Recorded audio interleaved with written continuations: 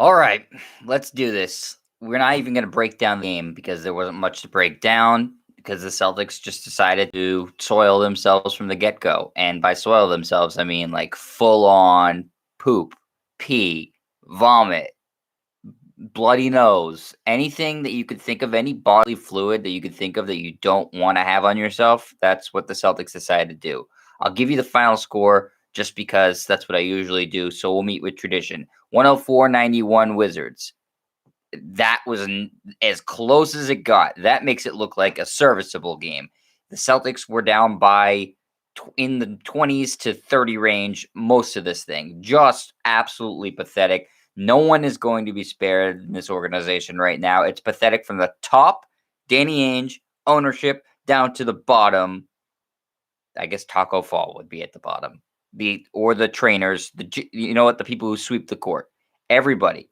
This organization is a freaking mess right now. Back-to-back losses to two of the absolute worst teams in the NBA.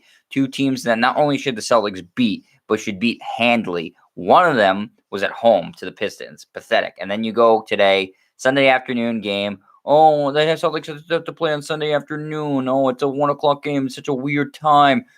You're playing the Wizards. Beat the freaking Wizards. Absolutely pathetic. Oh, Kemba Walker looked pretty good tonight. No, stop it.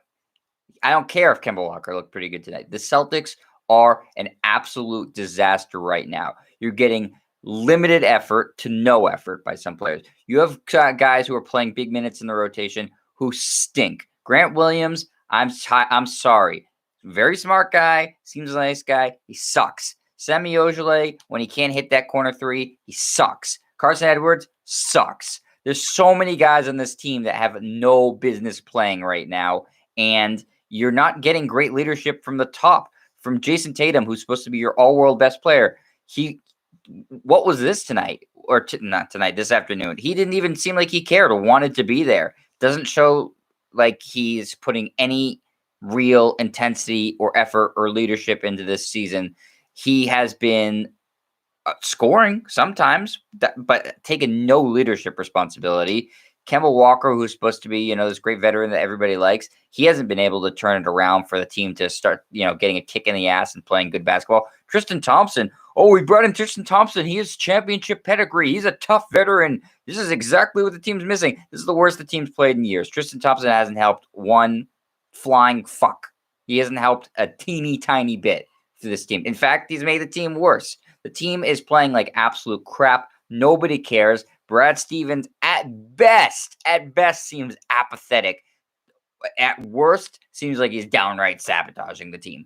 I think that he had too much time on his hands when they were in the bubble. And for the first time in his career, he was like reading into the criticisms of his coaching on Twitter, or maybe he was tuning into some podcasts or sports radio when he was in his hotel room at Disney or on his jogs at Disney, and he wasn't spending time with his family because they weren't there. So he had a lot of time to kill. And he said, hey, people are being mean to me. I'm not having fun anymore.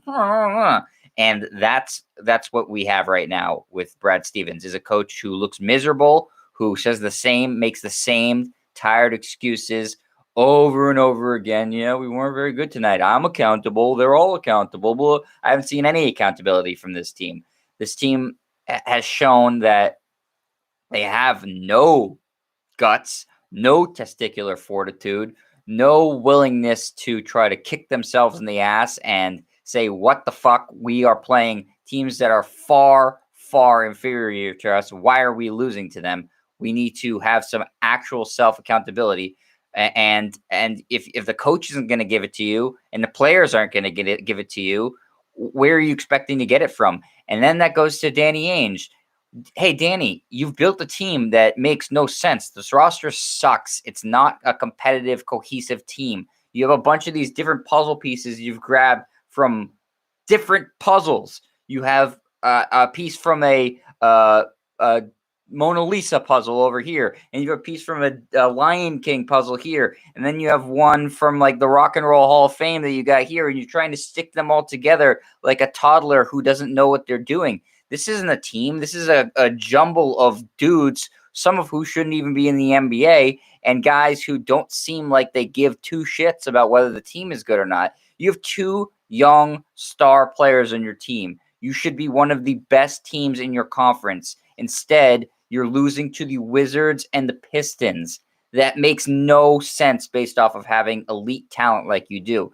And and the fact that you have had years of draft picks to use to try to bolster the team or via the draft or via trading them and haven't been able to improve the roster to the point where you have some consistency in winning, that's a major problem. And so if I'm with Grossbeck and the rest of the Celtics partners and owners, what point do I get sick and tired of saying, well, we're almost there. We got these two young, exciting stars. We're getting there. It's getting closer. It's getting closer. Well, the Lakers have tied you in championships. They're probably going to pass you by the end of the season. If they don't pass you, it's going to be the Nets, who you fleece. We fleeced the Nets. We took all their picks away from them. Well, before you even get to a finals, they might win a finals.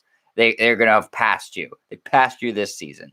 So what have the Celtics and Danny Ainge really accomplished? They hired a coach out of college who everybody was really excited about, and he's great at developing this young talent and stuff like that. But when it comes to overachieving in the playoffs or to achieving what you should achieve in the playoffs and beating a team like the Heat that you were better than, he's fallen short. You lose a game 7 on your home court. I'd say that's falling short, even though no one expected them to be there. When you're in that position, it's still falling short. And then the Kyrie year where they lost in the first round to the Bucks in a gentleman's sweep, falling short.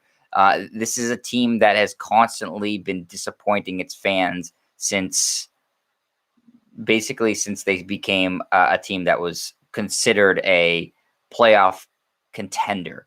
They were a fun, scrappy story with Isaiah Thomas, and since they drafted Marcus Smart in those first years, like, oh wow, look at this team overachieving, good for them. But then once they got actually serious, they stopped overachieving and started disappointing. And these past 2 games are just making it abundantly clear to me that there's something fundamentally wrong with the team. There's something fundamentally wrong with the coaching staff. There's something fundamentally wrong with the front office. And if ownership isn't paying attention to this, this might be a really dark period for the Celtics. Now, I don't think they're in danger of missing the playoffs. They're going to make the playoffs, but they're going to lose in the first round. Mark my words. Unless a big trade happens, and I don't really see how it's going to, they're going to lose in the first round. So I went on record. This is going to be Brad Stevens' last season coaching the team. He does not seem to care. I'm telling you, look at the body language, watch the post-game press conferences all season long. His body language has been different. He seems down. He seems like he's apathetic again at best. And I just don't think he wants to be here anymore. I think he'd be happier going back to college. He seems like he likes those college personalities, the younger guys. And then when you get a little bit of money from these like star players and they start, trying to take control of their own lives and destiny, he seems to struggle with that. So I bring in an experienced coach, preferably somebody who's played in the NBA. I think that's been a major problem with the Celtics staff. Not enough ex-NBA guys on it. I think that, again, if you're Wick Grossbeck, you take a serious look at Danny Ainge and say, is this the guy I have confidence in going forward, building a team to win a championship? I like Jason Tatum and Jaylen Brown as the core of this team. I don't think they by any means need to blow that up. I think that's getting way ahead of themselves. But I do think that you need to look at any other changes, coaching, front office, the whole rest of the roster, and nothing should be off limits. If someone offers you something amazing for Jason Tatum, I consider it. I really do at this point. I mean, I'm not advocating to blow it up. They'd have to blow me away with an offer for him, but I don't think anything should be considered completely off the table. When you lose games like this and you've had this season of apathy and disappointment, and you've had all these playoff disappointments the past few years, the definition of insanity is doing things over and over again and expecting for a different result. So if you're a Celtics fan, why would you expect a different result unless you're insane at this point? And they've driven me insane, and yet I'm still advocating for completely major changes to this team. This is so frustrating. They have no business being this bad. And I don't even know what to say anymore. I'm at my wit's end with this team. I'm going to keep watching the games and keep complaining. I may have to start leading some protests at the Garden. I don't know. We'll see. But man, just frustrating. It was good to get this off my chest, though. I got to say that. And now looking at the screen, I'm seeing how pale I am against the wall, which is also something that clearly needs to be addressed. We need some wholesale changes in my skin tone because it is just ghostly white. Just ghostly white. Maybe the wall needs to change colors, but this is ridiculous. I mean, it looks like I haven't seen the sun in years. And I mean, quite frankly, maybe I haven't. So, Celtics suck. I'm pissed off at everybody. I want some changes. Let me know what you think. Comment, like, subscribe, tell your friends, tell your neighbors, tell some, critters living in your backyard. Just get more. I need more subscriptions, more likes, and I need to feel better because I feel like in a very grumpy mood right now about the Celtics. They really affect my mood and make me grumpy. So that's all I got to say. Thanks everybody for watching. Thanks for indulging me. Thanks for looking at this like vampiric complexion of mine right now. And try to enjoy the rest of your day. I will find a way. I don't know. Maybe I'll just watch some highlights of the championship team and pretend that it's 2008. That could be fun. All right, everybody. Thank you for watching. I will get after you. I'll talk to you after the next Celtics game. I don't know why I keep doing this to myself, but we'll just keep doing it. All right. Thanks, everybody. See ya.